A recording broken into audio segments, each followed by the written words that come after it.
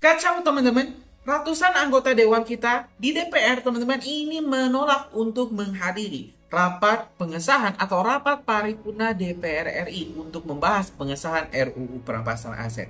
Ini sungguh di luar nalar logika kita semua, bagaimana anggota dewan kita ternyata berusaha mati-matian untuk menghindari dirinya dan keluarganya untuk dimiskinkan. Karena kita tahu teman-teman, dengan RUU perampasan aset ini negara akan mempunyai hak, mempunyai wewenang untuk mensita seluruh aset koruptor yang memang terbukti melakukan tindak pidana korupsi. Dan rupa-rupanya ini anggota dewan kita memang yang oknum-oknum, saya sebut oknum-oknum kita itu memang pada licik dan juga pintar. Mereka mungkin nggak bisa menghalang-halangi rapat pembahasan RUU perampasan aset, tapi mereka bisa memboikotnya. Bagaimana caranya? Yaitu dengan tidak menghadiri rapat paripurna tersebut. Jadi kalau kuota ininya tidak mencapai teman-teman, yaitu 50% plus 1, maka rapat tersebut tidak bisa disahkan, tidak punya legitimasi yang cukup untuk membuat sebuah undang-undang. Jadi cara yang paling mudah bagi para anggota dewan kita yang mungkin saya yakin yang sudah melakukan korupsi untuk menghalangi pengesahan RUU perampasan aset, yang mudah saja, cukup tidak hadir dalam rapat tersebut. Dan ini tentu sangat mengejutkan karena teman-teman, padahal Pak Prabowo, Presiden Prabowo Subianto sendiri sudah mendorong RUU ini untuk diselesaikan bulan September 2025. Dan tuntutannya teman-teman deadline-nya itu 17 September. Sekarang sudah tanggal 15, berarti tinggal 2 hari lagi RUU perampasan aset untuk dibahas. Tapi kalau misalnya anggota dewan kita tidak mau menghadiri, bagaimana? Ini RUU tidak akan selesai. Otomatis kalau lewat dari deadline, maksudnya deadline 17 September 2025, DPR akan dibubarkan seperti tuntutan masyarakat mahasiswa yang kemarin demonstrasi besar-besaran di DPR. Nah, kita bakal kaji dulu apakah benar ini ratusan anggota dewan kita itu menolak menghadiri rapat pengesahan RUU perampasan aset, dan bagaimana langkah selanjutnya dari Pak Prabowo, dari Mas Gibran, dan juga ini dari rakyat yang kemarin menuntut agar RUU perampasan aset segera disahkan. Kita kaji dulu informasinya. Saudara Menteri Koordinator Bidang Hukum Hak Asasi Manusia, Imigrasi dan Pemasyarakatan Yusril Izzah Mahendra memastikan rancangan Undang-Undang Perampasan Aset masuk dalam daftar program legislasi nasional Prolegnas Prioritas 2025-2026. Yusril mengatakan telah menerima laporan dari Menteri Hukum Supratman Andi Aktas bahwa rapat revisi Prolegnas menyepakati RUU ini sebagai salah satu prioritas. Meski begitu, proses pembahasan akan mengalami perubahan, di mana DPR dinilai cenderung mengajukan rancangan baru sebagai inisiatif menggantikan draft usulan pemerintah sebelumnya di era Presiden Joko Widodo. Menurut Yusril, saudara, aturan tidak tertulis menyebut RUU usulan pemerintah yang belum selesai dibahas akan ditunda dan didiskusikan ulang setelah pergantian kabinet. Pak Supratman Andi Aktas sudah melapor pada saya bahwa Prolegnas sudah dilaksanakan, rapat untuk revisi Prolegnas itu sudah dilakukan dan sudah memasukkan pembahasan terhadap rancangan undang perampasan aset itu menjadi prioritas untuk dibahas dalam Prolegnas 2025-2026. Saudara, lebih dari 1 dekade, rancangan Undang-Undang Perampasan Aset untuk mengurangi korupsi tak kunjung disahkan. RUU Perampasan Aset kembali mengemuka setelah pada akhir Agustus kemarin, masyarakat melayangkan tuntutan yang disebut dalam 17+8 tuntutan rakyat.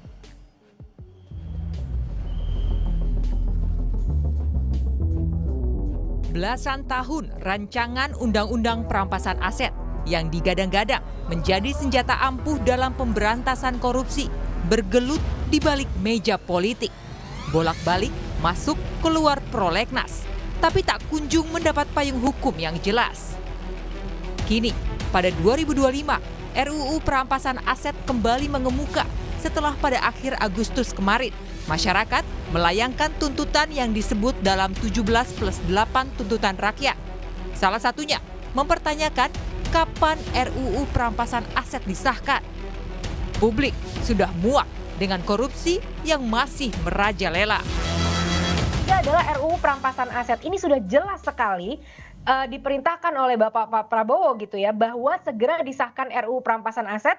Ini rancangannya sudah berjalan selama 17 tahun.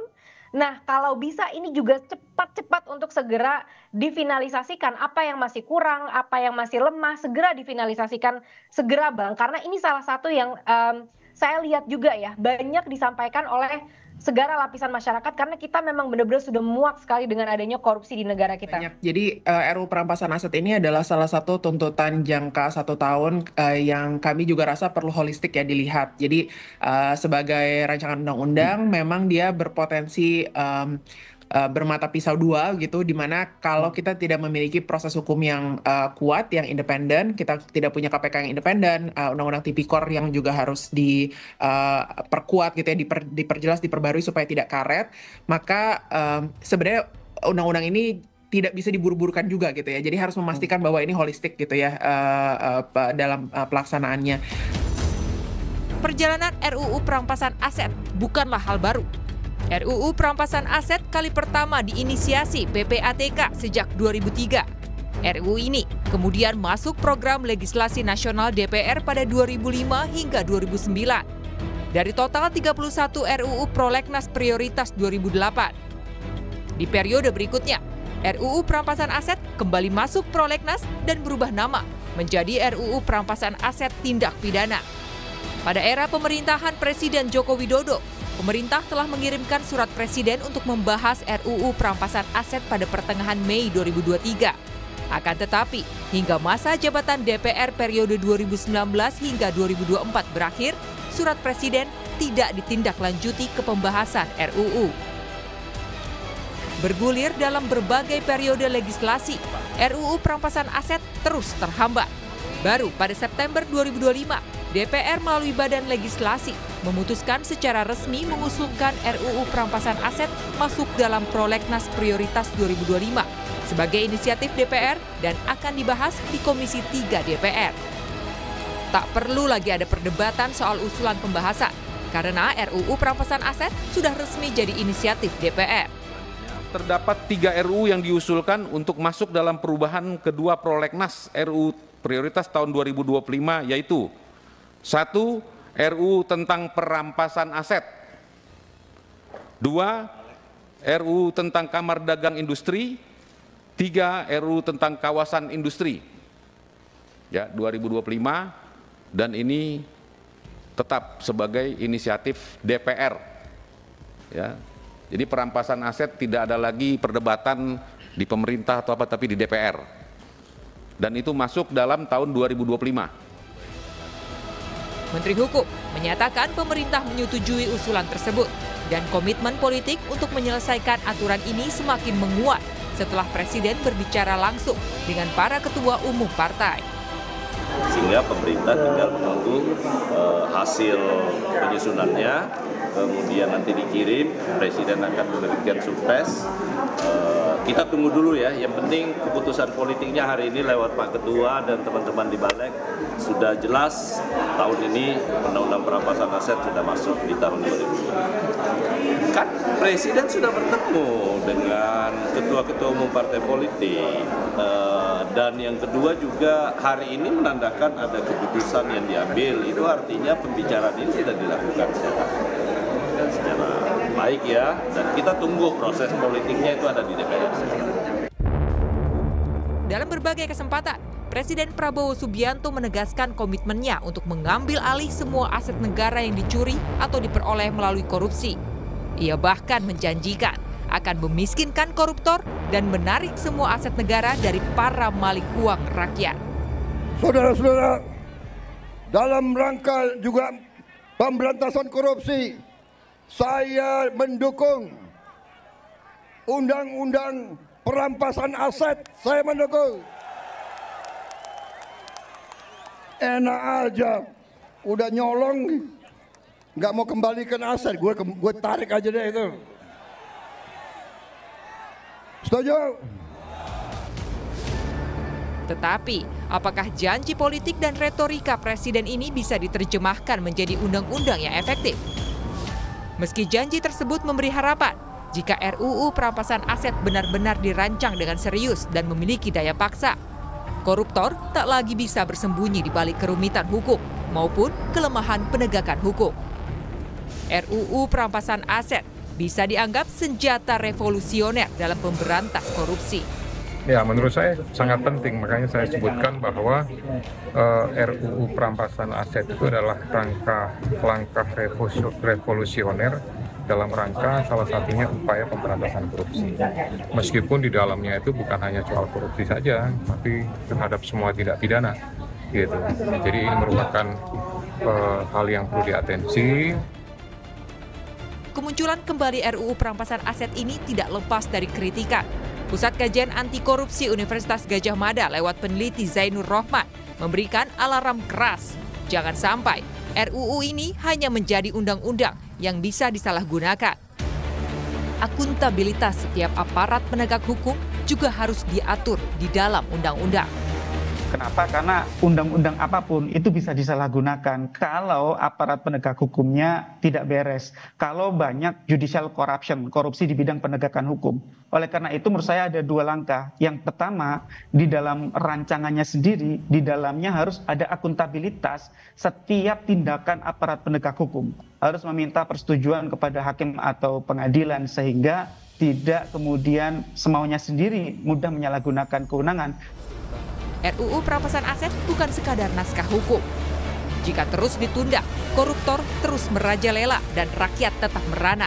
Maka pertanyaan yang terus mencuat, kapan RUU perampasan aset disahkan? Tim Liputan, Kompas TV.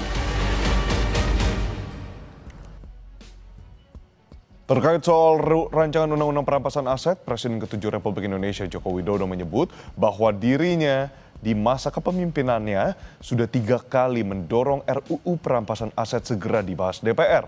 Jokowi bilang dengan undang-undang itu harta koruptor bisa dirampas negara. Sangat bagus kalau RUU perampasan aset segera dibahas. Dan itu juga menjawab keinginan publik, keinginan luas publik untuk segera diselesaikan RUU perampasan aset.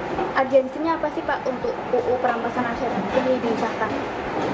Pemberantasan korupsi. Itu kalau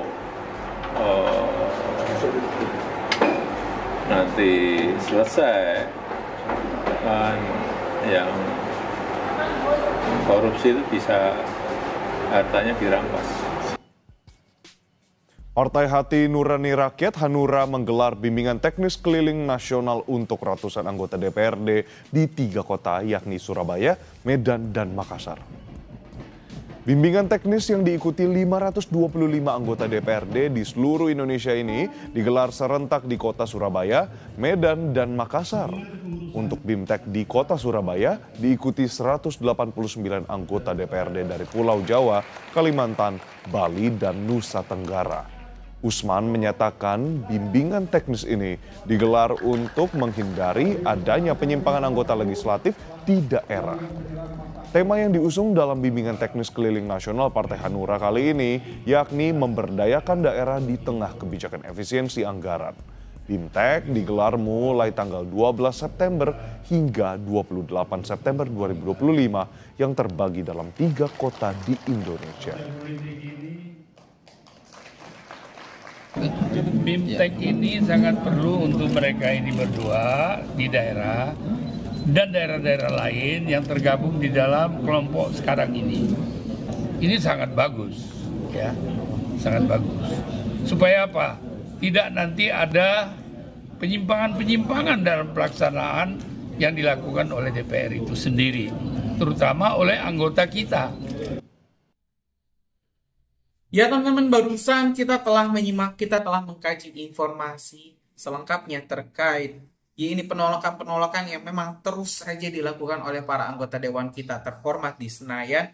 Bahkan Pak Jokowi sendiri telah mendesak sebanyak 3 kali kepada para anggota Dewan untuk segera membahas pengesahan RUU perampasan aset.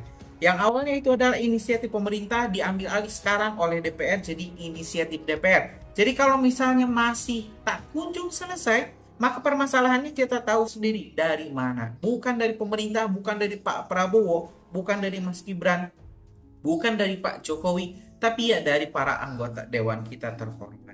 Mungkin harus direformasi para anggota Dewan kita, diganti total. Masukkan saja itu para profesor, para cendekiawan intelektual, akademisi, para ahli profesional, ekonom ke anggota ke Senayan. Jangan diisi oleh orang-orang yang mungkin hanya menghabiskan waktunya joget-joget, nyanyi-nyanyi di tengah rakyat yang sedang menderita. Gimana? Menurut kalian punya pendapat lain nggak? Atau solusi yang lain? Tulis deh di kolom komentar, kita bakal diskusikan. Terima kasih teman-teman. Assalamualaikum warahmatullahi wabarakatuh.